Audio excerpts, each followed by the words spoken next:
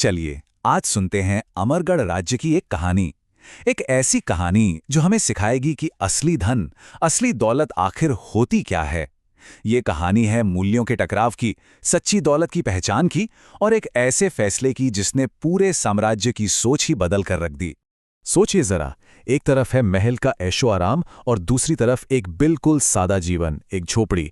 अगर इन दोनों में से किसी एक को चुनना हो तो फैसला कितना मुश्किल होगा, है ना? तो चलिए देखते हैं कि अमरगढ़ की राजकुमारी ने क्या चुना और उससे भी ज्यादा जरूरी, उसने ऐसा क्यों चुना। तो इस कहानी के केंद्र में हैं दो लोग, राजा महेंद्र और उनकी बेटी राजकुमारी अमृता। कहने को तो पिता और बेटी थे, एक ही छत के नीचे रहते थे, लेकिन उनकी सोच और उनकी दुनिया एक दूसरे से मीलों दूर थी। राजा महेंद्र के लिए दुनिया का मतलब था सोना, चांदी और अपने साम्राज्य को और बढ़ाते जाना। वहीं अमृता के लिए सबसे बड़ी दौलत थी ईश्वर में विश्वास और इंसान का चरित्र। तो सवाल ये उठता है कि क्या सोना चांदी सच्चाई से ज्यादा कीमती हो सकता है? यही वो सवाल है जो इस कहानी की नींव है। और फिर एक दिन भरे दरबार में एक ऐसे दावेदार ने कदम रखा जिसकी किसी ने दूर दूर तक कल्पना भी नहीं की थी, और उसके आने से सब कुछ बदलने वाला था। जरा वो सीन इमेजिन कीजिए।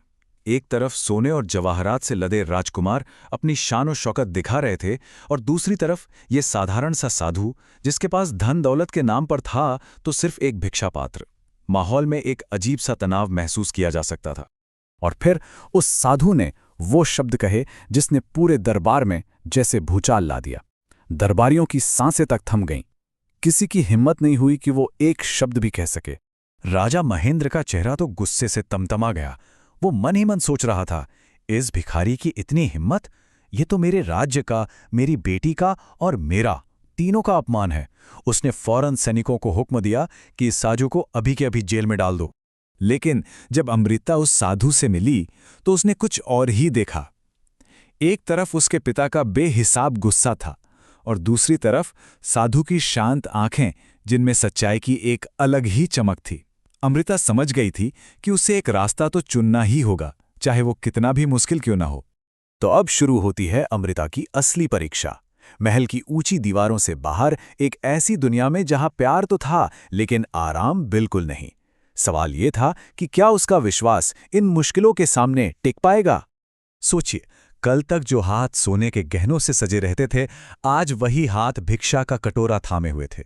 लेकिन ताजुब की बात यह थी कि अमृता के चेहरे पर कोई शिकन नहीं थी, बल्कि एक गहरी शांति और मुस्कान थी। अमृता के इन सीधे सादे शब्दों में एक बहुत गहरा सच छिपा था। घर सिर्फ दीवारों और छतों से नहीं बनता, घर तो प्यार और साथ से बनता है। उसने ये साबित कर दिया था कि उसका फैसला दिमाग का नहीं, दिल का था। वाजा ने अपनी बेटी को तोड़ने की हर मुमकिन कोशिश की, लेकिन हर बार उसका अपना ही नुकसान हुआ। शायद इसी को कर्म का नियम कहते हैं। आप जो बोते हैं वही काटते हैं।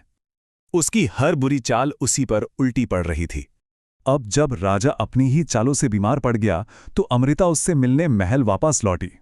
लेकिन उसे क्या पता था कि महल की दीवारों के भीतर एक ऐसा राज छिपा था जो सब कुछ बदल कर रख देने वाला था। अपनी बेटी की ऐसी निस्वार्थ सेवा देख कठोर पत्थर दिल राजा का मन भी पिघल गया। जैसे ही उसने अपने अहंकार और लालच के लिए पछताव के आंसू बहाए, कमरे में एक दिव्य प्रकाश फैल गया और हवा में एक अजीब सी शांति घुल गई। राजकुमारी अमृता तो अपनी आंखों पर विश्वास ही नहीं कर पा रही थी।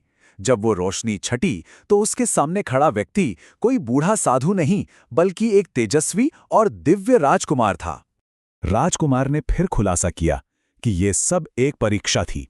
ये सिर्फ एक राजकुमारी की परीक्षा नहीं थी, बल्कि ये हम सब के लिए एक सबक था कि क्या बाहरी दिखावा चुना जाए या फिर आंतरिक सुंदरता और चरित्र की मजबूती। सच सामने आते ही राजा की बीमारी जैसे हवा में गायब हो गई। लेकिन यह सिर्फ उसकी शारीरिक बीमारी का इलाज नहीं था, ये उसके घमंड का भी इलाज था। उसने सीखा कि सच्ची शक्ति धन में नहीं, बल्कि विनम्रता और क्षमा मांगने में होती है। और इस तरह ये कहानी अपने सबसे जरूरी पड़ाव पर पहुंचती है, जो हमें दौलत और चरित्र के बीच का असली फर्क समझाती है। तो अगली बार जब धन या दौलत जैसा शब्द हमारे जहन में आए तो शायद बैंक बैलेंस या सोने चांदी का ख्याल ना आए, बल्कि अपने चरित्र और अपने मूल्यों का आए, क्योंकि वही तो असली खजाना है। उन दोनों ने मिलकर एक ऐसी जगह बनाई जहां धन का नहीं, बल्कि ज्ञान और सेवा का सम्मान होता था। वो आश्रम उनके सच्चे धन का प्रतीक था, एक ऐसी दौलत जो बांटने से कम नहीं बल्कि और ज्यादा बढ़ती है। ये कहानी हमें एक बहुत ही शक्तिशाली संदेश देकर जाती है।